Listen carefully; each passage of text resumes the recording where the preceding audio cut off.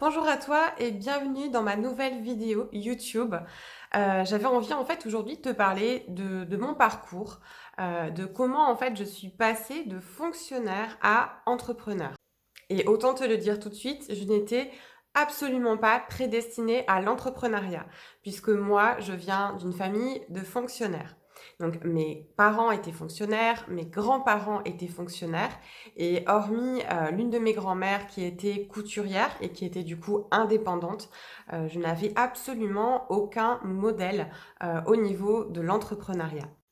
Et plus encore, j'ai baigné dans certaines valeurs qui sont peut-être aussi les tiennes, ou en tous les cas celles dont tu as hérité à la base, qui sont voilà, des idéaux de sécurité et en fait une vision comme quoi il est mieux d'avoir un CDI ou d'être fonctionnaire, donc d'avoir quand même la sécurité de l'emploi plutôt que d'être indépendante, d'être entrepreneur. J'ai donc eu une scolarité plutôt très classique. J'ai fait un bac économique et social, option européen, parce que j'ai toujours adoré l'anglais. Et puis j'ai poursuivi par une licence AES, administration économique et sociale. Et en fait, à côté de mes études, j'ai déclaré en fait des gros problèmes de santé. Donc ma vie a vraiment changé à partir de l'âge de 19 ans, puisque j'ai déclaré une maladie auto-immune intestinale et incurable. Et à l'âge de 20 ans, suite à une erreur médicale, en fait, j'ai été privée de l'usage de mes jambes pendant 1 an et demi et sans savoir en fait si j'allais remarcher un jour. Du coup, tu te doutes bien, quand tu es jeune, que tu démarres ta vie et que tu es en proie en tous les cas à l'incertitude, moi je me suis vraiment rattachée finalement à mon éducation, au modèle qu'on m'avait montré, au CDI parce que ça collait vraiment bien aussi à mes problématiques de santé. Et c'est comme ça en fait que j'ai commencé à rentrer dans la fonction publique, donc grâce à mon premier mentor qui était maire de la commune dans laquelle je vivais. Et j'ai passé en fait 10 ans au sein de la fonction publique territoriale. Alors je tiens à préciser que même si aujourd'hui je suis en disponibilité de la fonction publique, j'ai vraiment aimé, j'ai vraiment apprécié ces 10 années au sein de la fonction publique territoriale.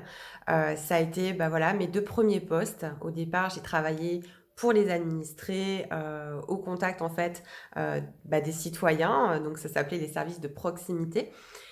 Et puis ensuite, j'ai continué, j'ai poursuivi et j'ai été intégrée à la direction de l'architecture d'une communauté d'agglomération. Et j'ai vraiment adoré ces années parce que j'ai beaucoup appris. Ça a été aussi des années de reconstruction et j'ai aussi passé mon concours de rédacteur territorial dont je suis sortie major en 2007 devant 2000 candidats, donc parmi 2000 candidats. Donc ça a été vraiment un temps très fort pour moi. Ça m'a donné confiance en moi, ça m'a propulsée voilà, en me disant que finalement j'avais aussi le droit de faire une carrière, même si j'étais une personne malade et j'avais le droit d'avoir des rêves. Et puis il y a eu un premier tournant dans ma vie aux alentours de 2009-2010 où j'ai commencé à reconnecter à mon rêve de devenir écrivain et où j'ai commencé en fait à écrire, à tenir un blog, à écrire des articles réguliers, j'avais un MySpace, j'avais un MSN, et cetera. Et là, ça a vraiment commencé à me reprendre et à me dire mais c'est vrai que j'ai toujours eu envie en fait d'être journaliste et d'être écrivain et c'était de plus en plus fort. Et là, il y a la boîte de Pandore en fait qui a commencé à s'ouvrir. D'autant que j'adorais voyager, mais je n'avais pas beaucoup d'argent. Je devais assurer mes charges toute seule et j'ai commencé à me demander comment est-ce que je pourrais avoir des revenus récurrents, comment est-ce que je pourrais gagner plus d'argent pour pouvoir au moins partir en vacances et l'été. Et là, ça a marqué en fait un premier point de départ de mon évolution. Et la suite, eh bien, je te la raconterai dans la prochaine vidéo. Si tu as aimé cette vidéo, ce serait super sympa que tu puisses liker, partager, commenter.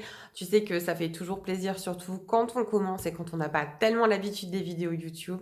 Et puis dis-moi qui tu es, dis-moi, parle-moi de ton parcours. Est-ce que toi aussi tu es fonctionnaire? Est-ce que tu es, peut-être déjà entrepreneur? Ou au contraire, est-ce que tu penses à devenir entrepreneur? Et puis pour plus d'informations sur ce que je fais, sur mes activités, je vais te mettre le lien. Tu peux te rendre sur carolinefrizou.podia.com. Je te dis à très vite dans la prochaine vidéo et d'ici là, porte-toi bien.